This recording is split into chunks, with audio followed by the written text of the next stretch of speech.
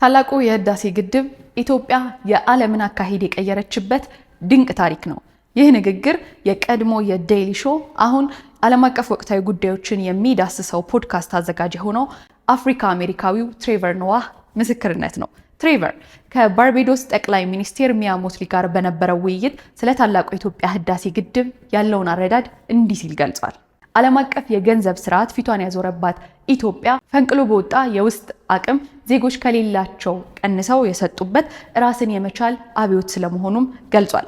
ይህ ደግሞ ለሌሎች ታዳጊ ሀገራትም ምሳሌ መሆን እንደሚችል በፖድካስቱ ላይ አንስቶታል። ሌላው ለ130 ሚሊዮን ህዝብ ተራ ግንባታ ሳይሆን የብርሃን ተስፋው እንደሆነ የገለጸው ትሬቨር ከግማሽ በላይ የሚሆነው ህዝብ ኤሌክትሪክ ኃይል ለማግኘት ተስፋ የጣለበት ስለመሆኑ አንስቷል።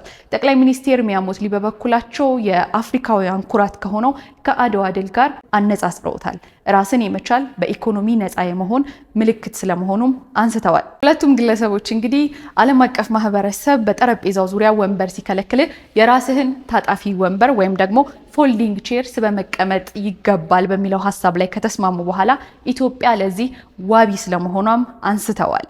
እናንተስ ምን ታስባላችሁ? በአስተያየት መስጫው ላይ ሀሳባችሁን አጋሩን። ወቅታዊ የሆኑ የኢቢሲ.ስትሪም መረጃዎች እንዲደርሳችሁ ገጻችንን ፎሎ ማድረግ አይረሳ። እናመሰግናለን።